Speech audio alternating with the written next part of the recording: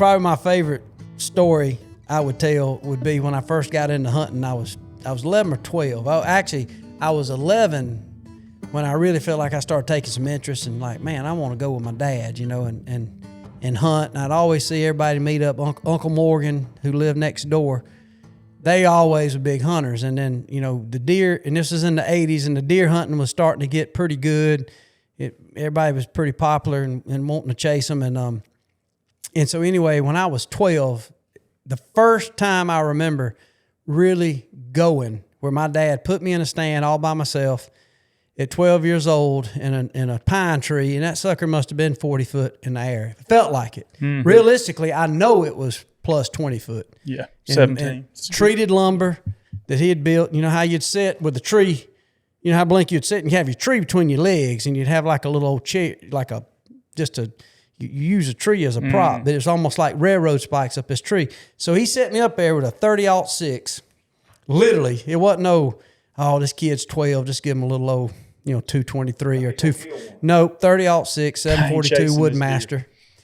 And my dad told me, he said, hey boy, it ain't doe day. So if you pull the trigger, now this is at daylight, he crawled up behind me, got me situated, no safety straps. He said, look, if a deer comes out, it's got to be a buck if you kill it legally. I said, yes, sir, So my dad had decided he was going to go down to what we called the island stand, which was, I'd say, a quarter mile from where I was hunting, maybe a half mile.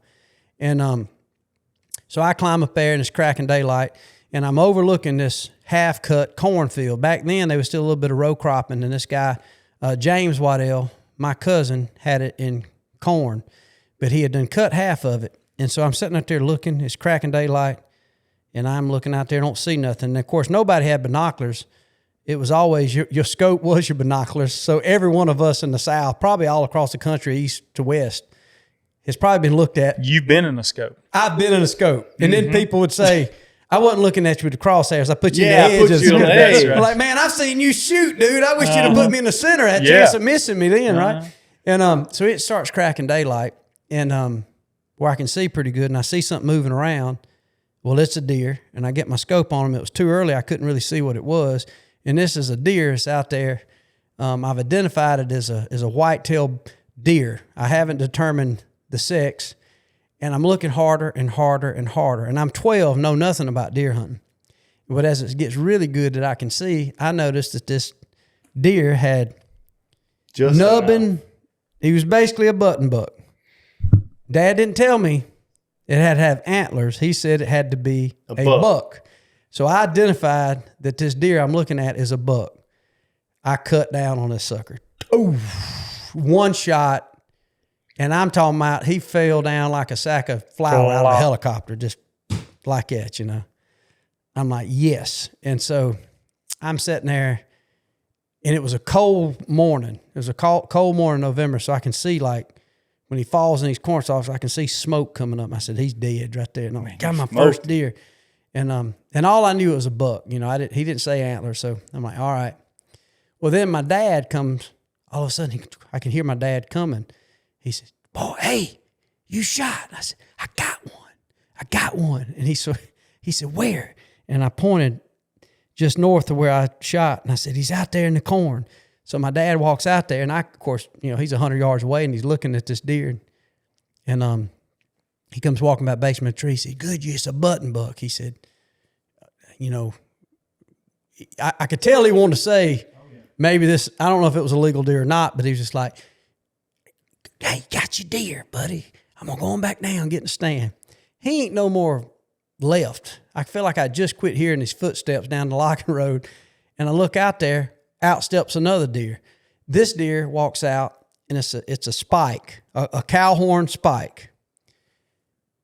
He didn't say not to shoot. I cut down on this sucker. It takes me 3 shots. It takes me 3 shots to finally, get this deer on the ground.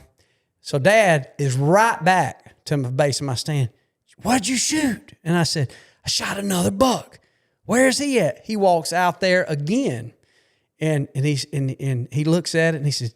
He walks back, and he said, you got a spike. He said, you done killed 2 deer, boy. He said, hey, don't kill another one. Don't, he said, I mean, it's literally 30, 40 minutes after daybreak, you know, just after you could see good. And all this had happened. I didn't kill 2 deer. And I didn't realize, but the deer, it was in the rut, and these deer running around. And so he's like, don't shoot another. And he said, those are both young bucks. And back then, we weren't worried about age, but he, you know, he's like, them are 2 little bucks. But hey, my young boy done got him a couple deer. Good job. He said, don't shoot another one now. He said, I'm going to go his exact words, kind of like talking like Eddie Sauter, let Daddy hunt. You know, like, let Eddie hunt. Yeah, my turn. Let Daddy hunt. Let Daddy hunt. Let Daddy go hunt. You sit up here and relax, stay warm, stay safe, sit and stand. Don't get down. You did your job. And I'm going to hunt 2 or 3 hours. So I'm kicked back now, and I had them old Walls coveralls on. Yeah. Well, it's starting to get a little warm. And I'd been up there another hour and a half, and all of a sudden the frost done melted, and it's getting warm, just like a typical southern day. You know, it heats up. I done got warm, so I done took them coveralls off and draped them back to my flannel shirt. Now I just got my shoulders out, and I'm sitting up there just chilling, man. I got them old Texas steer boots kicked up on the railroad spikes, and I ain't lying to you. I look over, and here comes a deer running out of the woods. Same place that Spike had come out, run out to the cut corn, and it's a doe, and it's looking back. And I'm like, in my first thought, I said, man, a dog or something, a coyote or dog or something is on this deer. You know, it looked like. Well, all of a sudden, Granddaddy buck walks out, a big one. And I didn't know what a big buck was, but I knew enough about what I'd seen my dad had mounted, you know, 120, 30-inch deer. That was a big deer in the South, and it looked exactly as big or bigger than these deer that he had shot. And so my dad had told me not to shoot anymore, but in my mind, I'm thinking, I'm not going to shoot this deer too, you know? And I remember thinking, and I was kind of young and raised up on a butt whooping. Like, if Dad told you, you just didn't do it. But I'm thinking, you was weighing the options. I'll take a butt whooping for this one. It's worth it. I literally remember thinking it's worth it.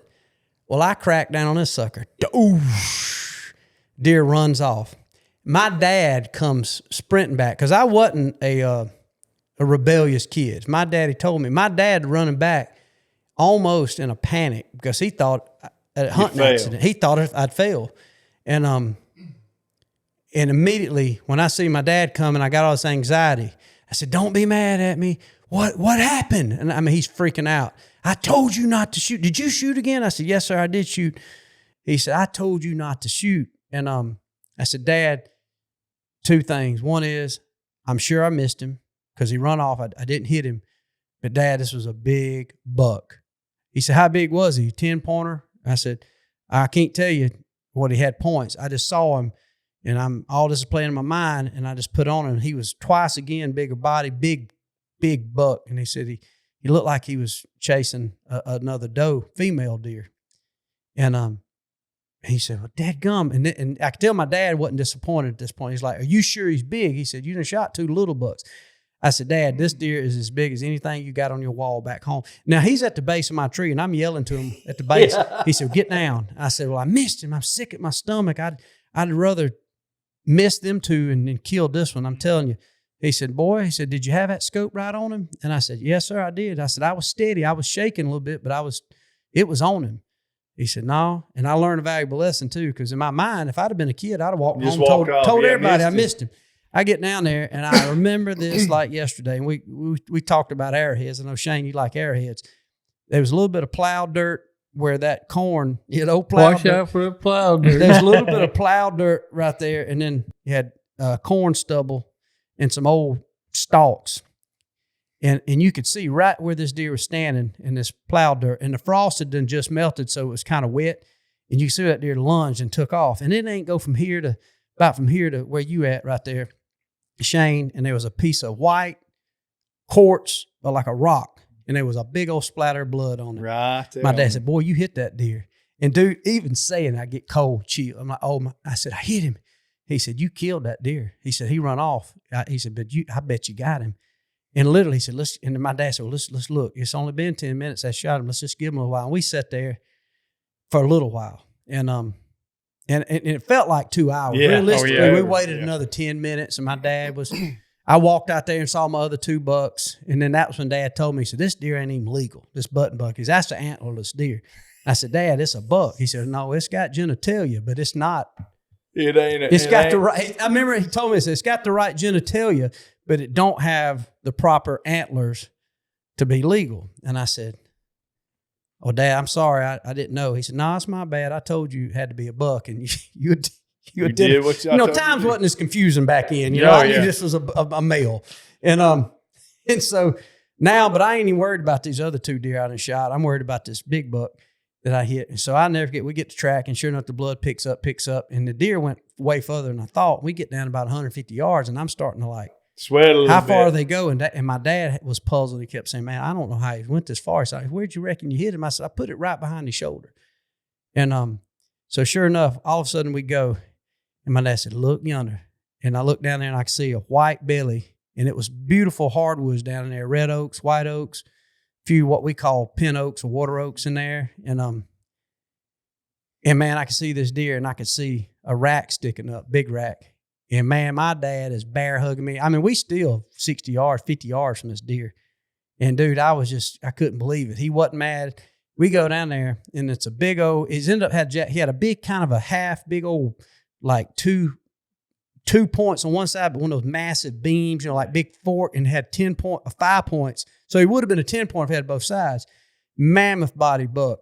And Dad is, he is hurting me. He done wrestled me to the ground, high five. You done shot a big one, boy. And I'm swole up. And I had one of them old Dukes of Hazzard. I think it was a buck 110, because I'd been watching Dukes of Hazzard. So I had that knife on my side. Ready to go. My God, I'm Bo Duke.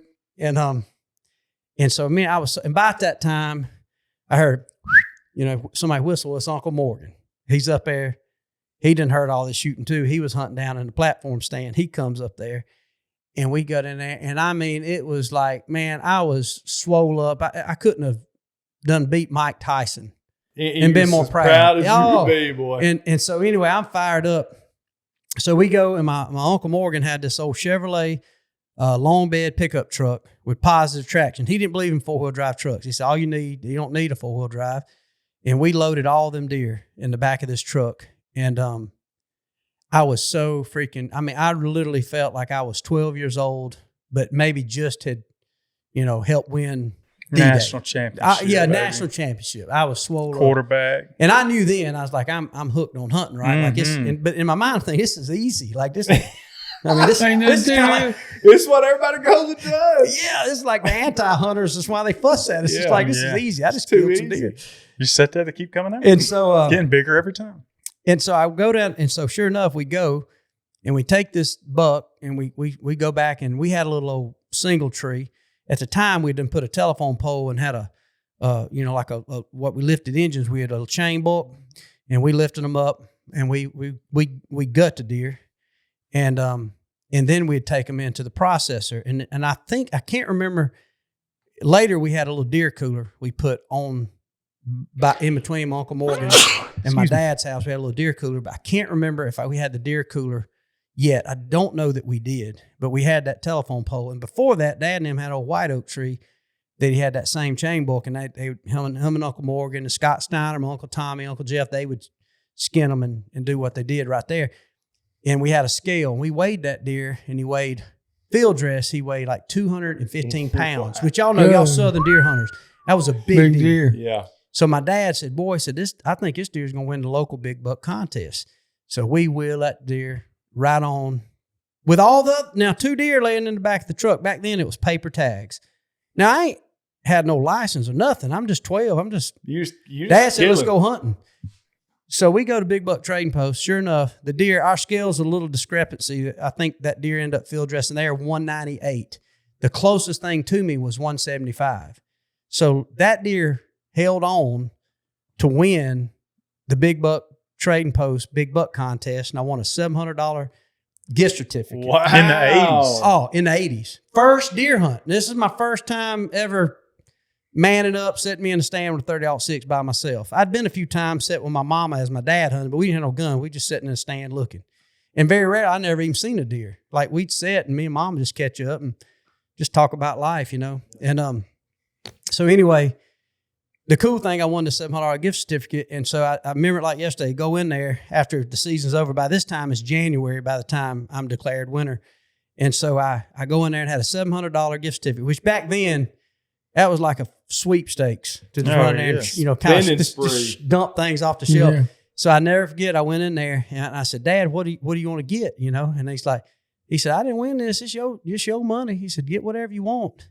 So my dad kept kind of fondling this old Ruger Red Hawk 44 mag. Every time I went in Big Buck Trading Post, he'd always look at that Ruger Red Hawk 44 mag stainless. And sure enough, as I'm shopping, my dad tells O'Shane, he said, let me see that old Ruger. He said, man, you ain't sold that. You need to cut me a deal. And I forgot what the gun was, what they wanted for it. So anyway, I look and they had a little Browning 22, and I'd been wanting that thing. You remember Blink Mirror? You could break it down in the middle. Yeah, it got real thin. Yes, real narrow. Yep, right where the stock came in. Yes, sir. And it ejected them out the bottom. And you could take like a turn bolt and do like this, and you could break it in half. And I thought that was the coolest. So I said, Dad, I think I want that 22. So we'll get it. And I said, I want that 22. He said, well, man, you still got $400 or $500. And I said, and I looked at Shane, didn't even look at Dad. And I said, box up that Ruger for my dad. And dude, I get choked up thinking about it. I said, box that sucker up for my dad, you know? And Dad, no. I said, no, you put me in that stand. You know, this is our deer. So I bought my dad this gun. I got me the 22, and I got me a brick of them, like a milk carton of 22 bullets, Remington, and bought Dad 2 boxes of shells, some steel metal, full metal jackets, and some more hunting, you know, good bullets. And I bought a bottle of deer pee, Tink 69. Oh, yeah. And I never forget, my dad handed him $23 more boots. So it was $723, my final tab. And so it was the most unbelievable first hunt that a man could have. Yeah. Only, though, the moral of the story, when people see now and all the shows we've done, nobody knows that I started my hunting career off as a poacher, because you can only kill 2 legal bucks. I don't remember even having a license, and I don't know if you're supposed to, because I know in Georgia and Alabama we celebrate getting kids. So my first time to the stand, I killed 3 bucks, which was illegal in Georgia at the time. It's still illegal now. Once again, I don't know the statute of limitations, but I'm admitting it. Yeah, on the Hey Now podcast, right, where I feel like people understand. Yeah, you're in good company.